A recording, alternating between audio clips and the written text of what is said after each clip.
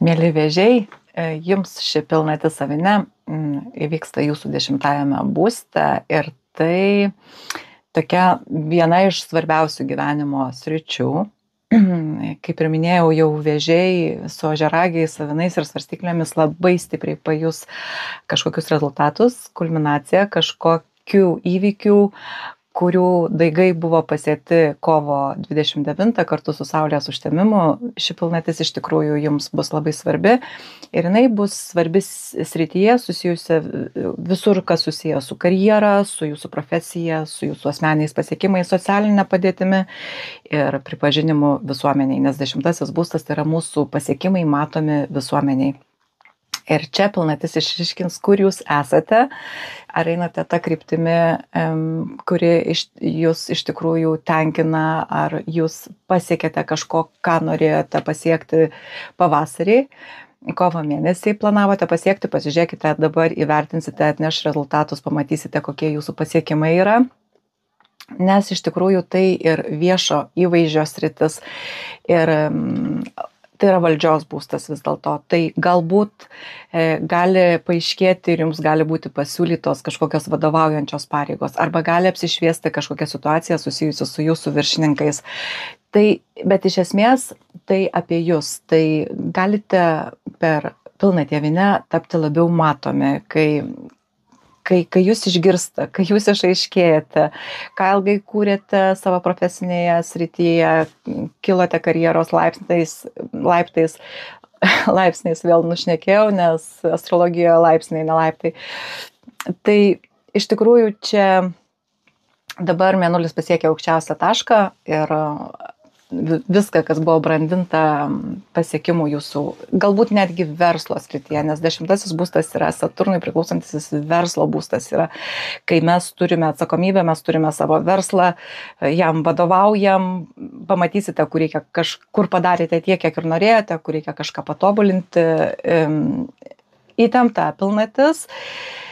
Gali būti išbandymų, galite atsidurti tokioje situacijoje, kur reikia priimti sprendimą esant tokiai įtampai ir spaudimui, kai aplinkybės gali būti nelabai palankios ir parodyti tą savo lyderio aviniškas savybės.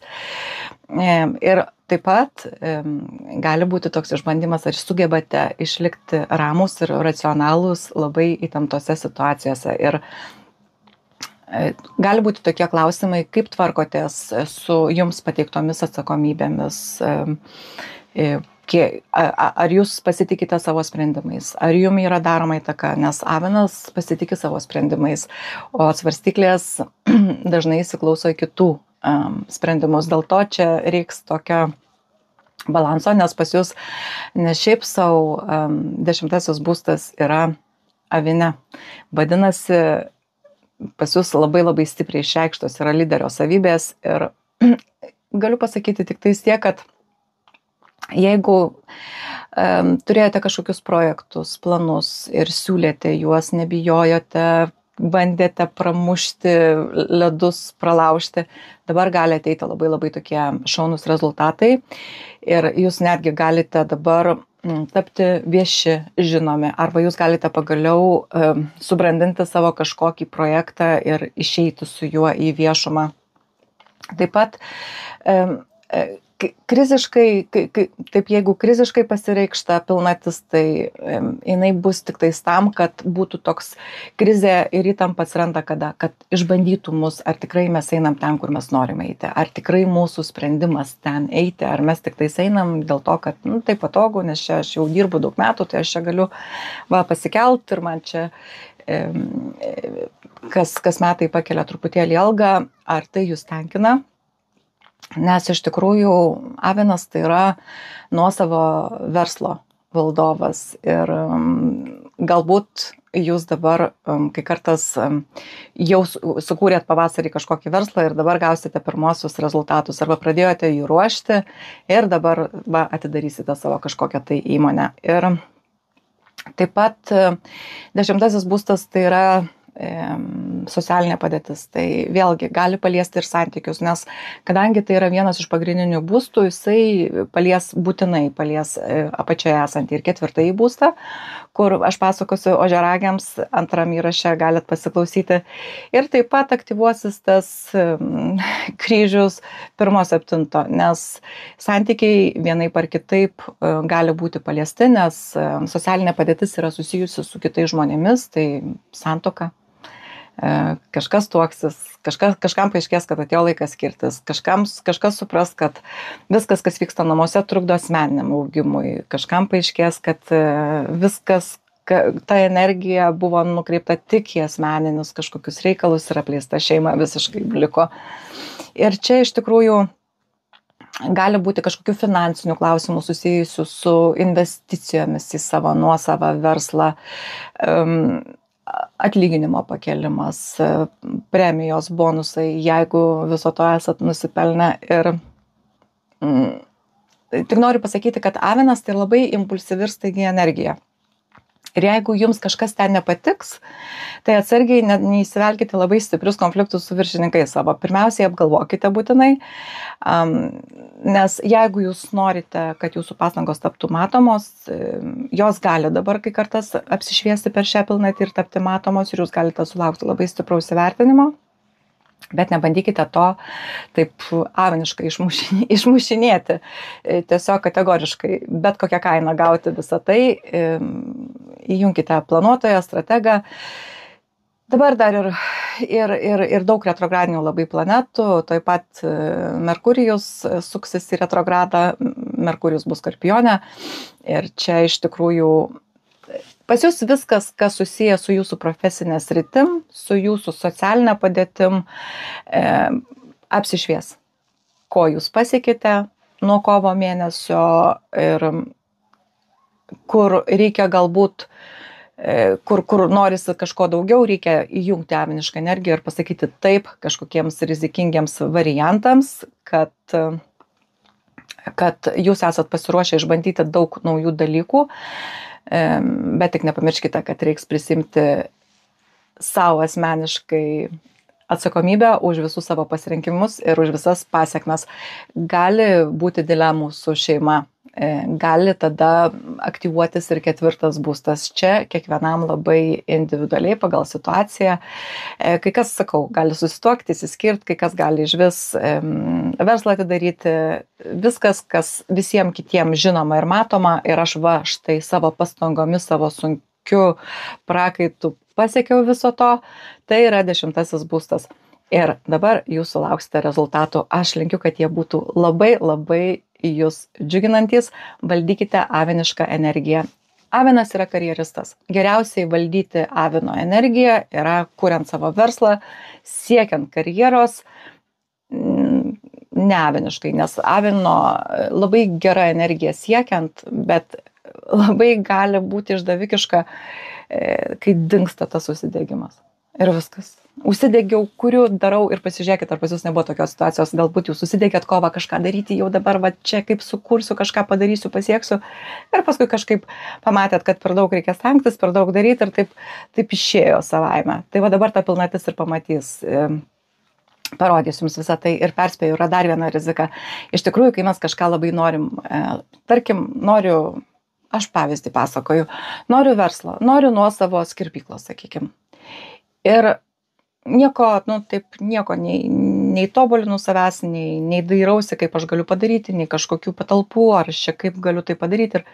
Ir staiga jūsų artimam rate kažkas jums papasakoja, kad štai va ką tik atsidarė savo nuosavą grožio saloną. Ir jūs sėdėt ir aviniškai agresyvuojat, siunčiat pačias baisiausias energijas aplinkai, todėl kad jūs patys to labai norėjot, bet nepasiekėt. Tai va šita pilnatis parodys viską, ko norėjot, ką padarėt, ko pasiekėt ir kur dar reikėtų pasidarbuoti. Aš linkiu jums labai daug sėkmės, dėkui, kad žiūrit ir iki kito karto.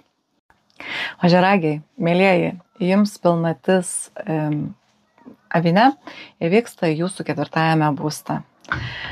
Ir aš labai norėčiau jums dabar papasakoti tokią istorija, kad jūsų laukia labai graži vakarienė namuose ir aš labai tikiuosi, kad tokia ir laukia romantiška vakarienė su šeimos nariais prie žvakių, aptariant visus bendrus projektus, tikslus ir planus visus. Bet pilnatis avine paprastai ne apie ramią vakarienę. Jau vien tai, kad avinas yra jūsų 4. būstas, jūs parodo, kad jūs esat lyderiai. Ir čia gali būti labai įtemptų aviniškų situacijų, jeigu yra namuose kažkokių neįspręstų problemų. Jeigu yra sušluotų problemų po kilimu, užkištų, užkaišiotų visur, kad tik apie jas nekalbėti, jų neliesti, tai čia tada bus skausmingesnis, toksai gali apsišviesti kažkaip skausmingiau, kad nejaučiat jūs namuose to reikiamo komforto. Bet iš tikrųjų pilnatis, jinai apšviečia pilnai svarstyklėse esantį 10. būstą ir ten saulė šviečia. Tai saulė šviečia jūsų pasiekimuose, o mėnulis čia jau jūsų namuose nusiteikęs labai karingai. Gali iškilti tos dilemos dėl jūsų karjeros ir šeimos, ko jie tikisi iš jūsų, kiek jūs jiems skiriate, kiek jūs galite skirti laiko, dėmesio ir aplamai visko. Gali iškilti visos tos situacijos susijusios su visais žmonėmis, kurie gyvena jūsų namuose. Ir jūsų sutuoktiniai, ir jūsų vaikai, ir jūsų tėvai, 4. būstas yra ir motina taip pat. Visa tai dabar pilnatis apšvies. Kad jūs palengvintumėt man ir savo šitą darbą, prisiminkite kovo pabaigą. Prisiminkite karminius užtemimus kovo mėnesį. Kas vyko tuomet? Kokie atsirado pirmieji signalai namuose apie kažkokius galimus pokyčius, naujas pradžias. Ir va štai dabar tų naujų pradžia, spalio 7 dieną mėnulio pilnatis apšvies kulminaciją. Gali apšviesti įtemptai. Tai avino pilnatis. Ir gali būti, kad tiesiog dar 4. būstas vis dėlto yra ir nekilnojamas turtas, žinoma, jūs galite ten, kai kurie iš jūsų gali spręsti klausimus susijusius su pirkimu ir pardavimu būsto. Bet kai kam gali būti mėnulis, tai yra mūsų pasąmonė ir ta mūsų dalis, kurios mes nerodome niekam. Ir gali apsišviesti kažkaip situacija, kaip jūs jaučiatės patys tuose namuose. Ar jūs sugrįžtate ten ir ilsitės, ar jūs sugrįžtate iš įtempto darbo, o ten kita įsijungia psichologinė įtampa. Ar nėra kažkokių pasąmoninių tokių diskomforto jausmų namuose, kad ten negerai, ten nesinori grįžti po darbo. Pilnatis visą tai apšvies. Ir čia geriausiai tai būtų, kadangi avine, pasikalbėti apie tai, bet nepamiršti ir svarstyklių, pasikalbėti konstruktyviai. Jeigu buvo kažkokių tokių nutilėjimų, o jeigu dar buvo ilgą laiką nutilėjimų, dar Merkurijus pereina į Skorpioną prieš pat šitą pilnatį ir galite pasidaryti kandus, galite aplinkiniais būdais, kandžiais, tokiais užuominomis bandyti sakyti vieni kitiems kažkokias pretenzijas. Čia iš tikrųjų viskas, kas buvo slopinta, dabar kulminacija. Ir pasižiūrėkite, tik jūsų rankose pačiu yra, kaip ta kulminacija praeis jūsų gyvenime. Gali būti, kad tiesiog nebus jokių ten kažkokių audringų emocijų ar nieko, bet tiesiog labai aiškiai apsišvies, ko jums reikia, kad jaustumėtės namuose saugiai. Ko jums ten ar trūksta, ar per daug, kas jūs iš tiesų maitina emociškai, kur tas penas, ar savo elgesyje su savo šeima pas jūs nėra atsineštas kažkoks modelis iš vaikystės, kurio jūs niekaip nesustvarkot savyje ir elgiatės ir nieko nebandot keisti. Aš primenu tą savo amžiną frazę, kad viskas, kas vyksta mūsų gyvenime ir mūsų namuose taip pat yra asmeninė mūsų atsakomybė. Ir jeigu ten yra kažkas, kas mums nepatinka, tai vadinasi, kad mes turim prisimti už tai atsakomybę lygiai taip pat. Arba iš tikrųjų gali būti toks išbandymų laikas, kad kažkokia įtampa namuose ir jums reiks pademonstruoti brandumą iš tikrųjų ir suvaldyti tas savo emocijas. Pasižiūrėkite, ar jūsų visi šeimoje nekaltina egoizmu, ar atvirkščiai gal jūs viską darote ir karjerą, ir namais rūpinatės. Visokios labai įvairios situacijos dabar apsišvies. Toks emocinis testas, nes 4. būstas priklauso Mėnuliui ir tai bus toks emocinis testas, kas vyksta jūsų viduje, kai jūs esate savo šeimoje, savo namuose. Ir jeigu kažkokios yra senos nuoskaudos, reikėtų nekaupti jų daugiau. Senos nuoskaudos pavirsta mūsų pačių priešais, ligomis ir tiesiog reikia išlaikyti pusiausvyrą ir pabandyti konstruktyviai apie tai pasikalbėti. O jeigu nėra su kuo apie tai kalbėti, tai iš tikrųjų galbūt pačiam savo reikia atsakyti, ką galima čia padaryti, kad aš jausčiausi geriau.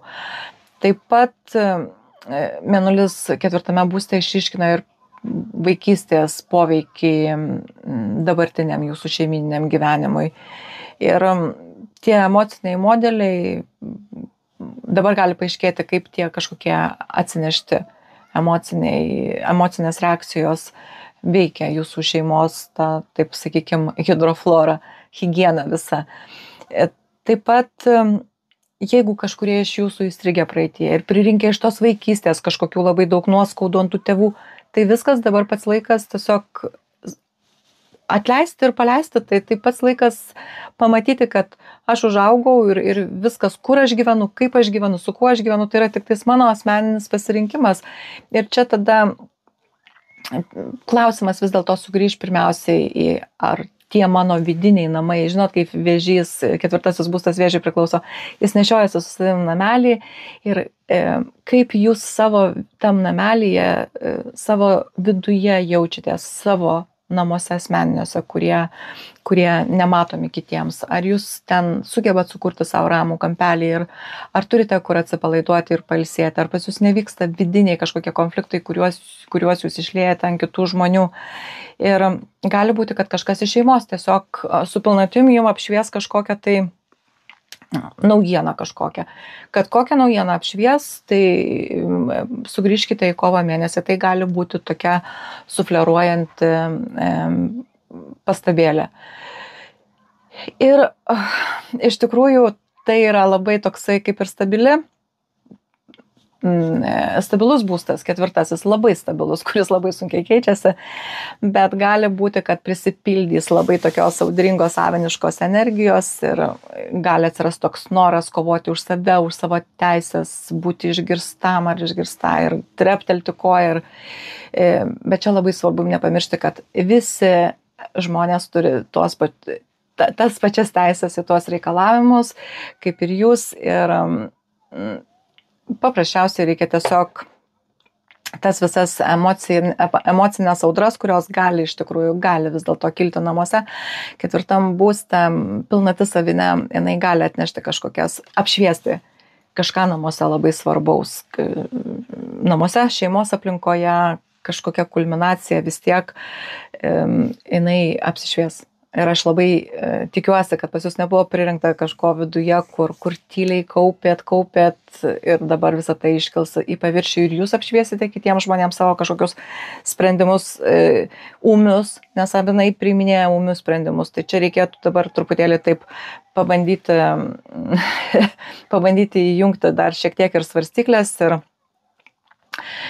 čia gali būti ir labai primityviam lygmenį, gali būti kažkokie klausimai su remontais, galbūt pas jūs dabar užsibaigs remontas, galbūt pagaliau gausite raktus naujam būstui, galbūt atiduosite savo būsto naujus raktus, gal suprasite, kad jums reikia savo būstą pakeisti į erdvesnį ar į mažesnį. Visą tai tos temos tokioms aktyvuosis ir 10. būstas. Ir čia gali būti persipinę tarpusėje šeimos reikalais su karjeros reikalais.